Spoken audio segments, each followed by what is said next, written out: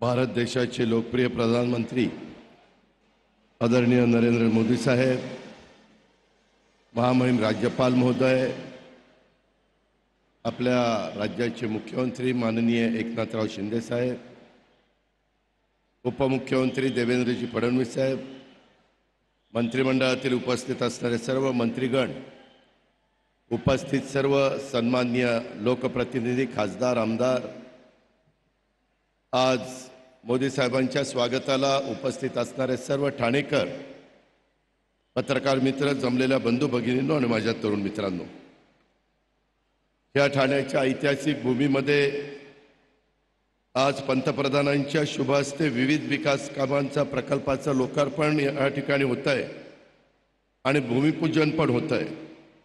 यात प्रामुख्याने अनेक वर्ष माझ्या ठाणेकरांचं स्वप्न होतं की एकात्मिक इंटिग्रेटेड बाह्य मेट्रो रेल्वे प्रकल्प इथं व्हावा।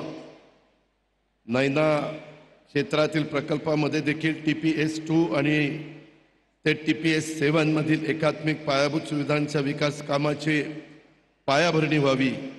उन्नत पूर्व मुक्त मार्ग विस्तार शेडानगर घाटकोपर ते आनंदनगर ठाणे आणि ठाणे महानगरपालिकेच्या मुख्यालय इमारतीचा पायाभरणी, हे सगळे कार्यक्रम आज आपल्या इथं होत आहेत।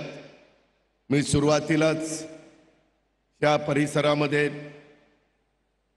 आदरणीय पंतप्रधान साहेब आले, त्यांचं तमाम ठाणेकरांच्या वतीनं, महाराष्ट्राच्या जनतेच्या वतीनं मनापासून स्वागत करतो।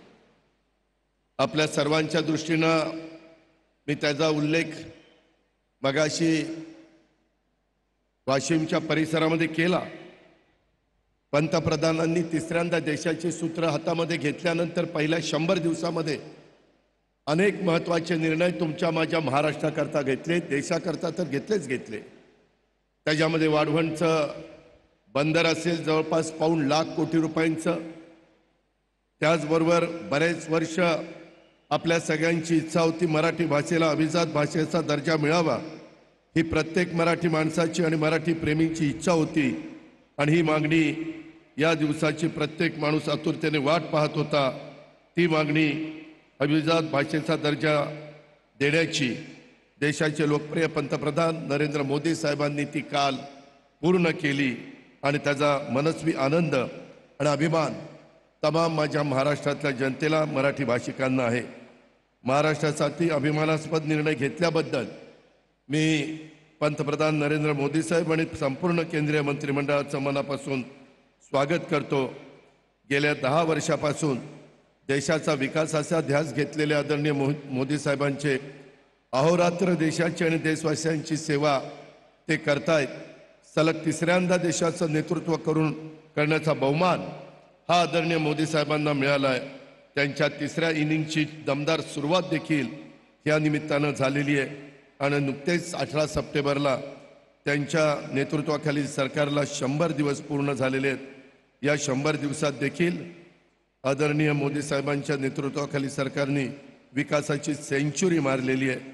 आदरणीय मोदी साहेबांच्या या विकास यात्रेत महायुतीचा घटक म्हणून आम्ही सगळेजण त्याच्यामध्ये सहभागी आहेत, याचा मला मनस्वी आनंद आहे। प्रधानमंत्री नरेंद्र मोदी साहेबांनी त्यांच्या पहिल्या 2 इनिंगमध्ये 10 वर्षाच्या कालावधीत भारताची यशस्वीपणे पुनर्बांधणी केलेली आहे।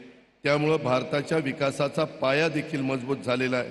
आदरणीय मोदी साहेबांनी विकसित भारताची संकल्पना संपूर्ण देशवासियांच्या समोर ठेवली आहे आणि या देश निर्माणाच्या कामात प्रत्येक नागरिकांनी आपलं योगदान देखील दिलं पाहिजे।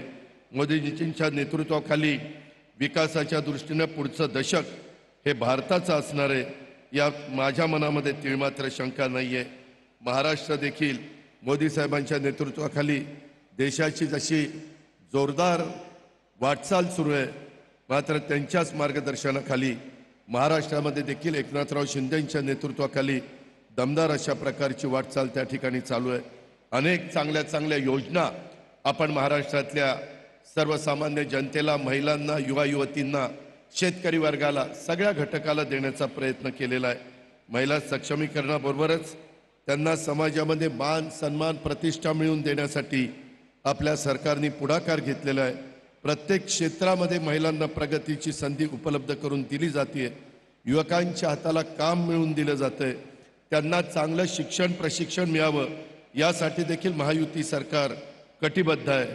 प्रधानमंत्री नरेंद्र मोदी साहेबांच्या स्वप्नातलं कुशल रोजगारक्षम विकसित भारत घडवण्याच्या कार्यात राज्यातलं महायुतीचं सरकार आणि राज्यातली जनता आपण संपूर्ण योगदान देईल असा विश्वास मी या निमित्तानं व्यक्त करतो.